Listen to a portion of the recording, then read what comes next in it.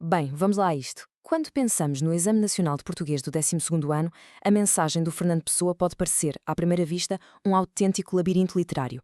Mas não se preocupem. Através da análise absolutamente brilhante do Nuno Hipólito em As Mensagens da Mensagem, aquele nevoeiro cerrado dissipa-se por completo. Hoje vamos explorar não apenas a história de Portugal, mas um verdadeiro roteiro espiritual e iniciático. Para quem quer mesmo arrasar no exame e perceber o que ia na cabeça de Pessoa, acreditem, esta abordagem mais esotérica é o derradeiro guia de estudo. Ora, vamos mergulhar logo nisto. Deus quer, o homem sonha, a obra nasce. Todos conhecemos este verso de O Infante, certo? É icónico. Mas atenção, isto é muito mais do que uma frase poética e bonita. Esta linha encapsula na perfeição a autêntica mecânica espiritual que faz o livro todo funcionar. É literalmente a equação fundamental da obra. Temos uma vontade superior, aliada à nossa capacidade humana de sonhar, e pum! A história acontece. Dominar a essência disto é o primeiro passo para percebermos a máquina que o Pessoa está aqui a montar. E, para nos organizarmos, eis o nosso roteiro mental de hoje, um autêntico programa de estudos. Primeiro, o roteiro espiritual de Pessoa. Segundo, mito, sonho e ação. Terceiro, o mar como purificação. Quarto, o Quinto Império e o Sebastianismo. E, por fim, a estrutura iniciática. Sabem que os examinadores valorizam imenso quem consegue sistematizar a obra, portanto, se ligarem estes grandes temas a poemas específicos, é que não há volta a dar, tudo vai fazer sentido. Ponto 1. O roteiro espiritual de Pessoa. E aqui temos de mudar um bocadinho a lente com que olhamos para as coisas. A tese do Nuno Hipólito muda mesmo as regras do jogo. Ele diz-nos que a mensagem não é de todo um livro de história empoeirado, nem sequer um simples exercício de exaltação patriótica. Nada disso.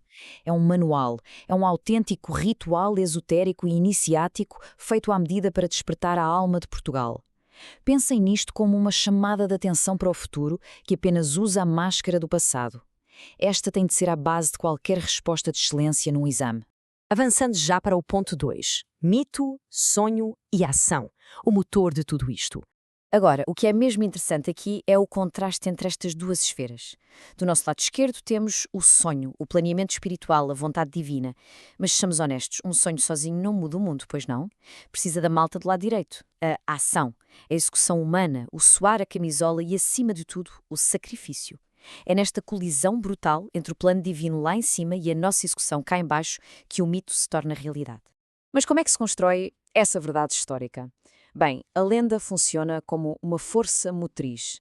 Sabem quando ele diz que o mito é o nada que é tudo? Pois o mito não tem de ser factualmente comprovado. Só precisa ter a força suficiente para nos arrancar do sofá e nos obrigar a fazer história. Quando falamos de poemas como Ulisses, Dom Dinis ou Viriato, é exatamente este empurrão energético que os examinadores querem que nós identifiquemos. E atenção que esta é uma autêntica cábula de ouro para o exame. Na visão do Pessoa, quem é o herói? É aquele que abdica de tudo. Ele larga a sua vida pessoal em prol de um sonho espiritual gigante, o Império. Esta dialética de sonho versus ação ganha uma força imensa em poemas-chave como O Infante, Dom João II ou Fernão de Magalhães. A nossa ação humana é apenas a materialização daquilo que a esfera espiritual já tinha decidido. Terceiro ponto. O mar como purificação. Na mensagem, esqueçam lá a geografia. O cenário físico é, na verdade, um cadinho espiritual. Omar Salgado, quanto do teu sal são lágrimas de Portugal? Toda a gente conhece este lamento de trás para a frente, mas, lendo com esta tal lente esotérica, estas lágrimas não são apenas de tristeza pelas viúvas ou pelos marinheiros que não voltaram. Elas são o preço a pagar. A dor é o custo inegociável, o bilhete de entrada para atingir o autoconhecimento e a glória espiritual. É que sem sofrimento não há purificação. É simples. Portanto, associar o mar a um espaço de purificação é absolutamente vital. O oceano não era uma autoestrada de especiarias, era um caminho de provações. Para garantirem as melhores notas, têm de colar este conceito aos poemas clássicos. O próprio mar português, a luta épica no Monstrengo, o sacrifício no epitáfio de Bartolomeu Dias ou aquele desespero final e lindíssimo na Prece. Quarto ponto, Sebastianismo e Quinto Império. Afinal de contas, para que serviu tanta dor? Qual é a linha de chegada disto tudo? Ora, o ponto crucial é isto. O Hipólito deixa muito claro que o Quinto Império não é andar a conquistar terras com canhões. Isso já lá vai, é passado. O Quinto Império é um triunfo cultural e espiritual. É a missão de liderar uma fraternidade universal pelo exemplo e pelo pensamento. Afastar a ideia do domínio territorial físico e ir para esta visão espiritual, malta, é o grande truque para uma análise brilhante. E logo ali de braço dado vem o sebastianismo. Esqueçam a ideia folclórica do rei defunto que vem num cavalo branco montado no nevoeiro. Nesta ótica, Dom Sebastião é um estado de consciência, é aquela força mística do encoberto. Ele representa a esperança numa regeneração profunda do país e a nossa busca constante por nos conhecermos a nós próprios. E no dia do exame, o segredo é mapear isto aos poemas certos. Liguem o Quinto Império e o sebastianismo a poemas como Dom Sebastião Rei de Portugal, a toda aquela secção dos símbolos, ao Desejado, o Quinto Império, o misterioso nevoeiro e as Ilhas Fortunadas. Leiam-nos sempre com este filtro da regeneração da alma por trás. Isto resulta num heroísmo transcendente fantástico. As grandes figuras do Pessoa não são só humanos com defeitos. Eles têm de morrer para este mundo material para se tornarem arquétipos solares e imortais. Malta que cumpre missões divinas.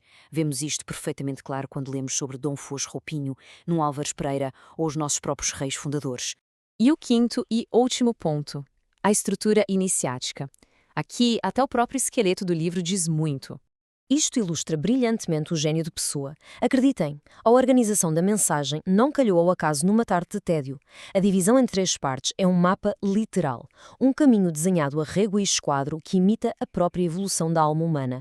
Vejamos como isto é construído. A primeira parte, brasão, é o nascimento, as nossas raízes e o destino traçado. Depois vem o mar português, que é a vida no seu auge, aquele esforço brutal, a luta pura.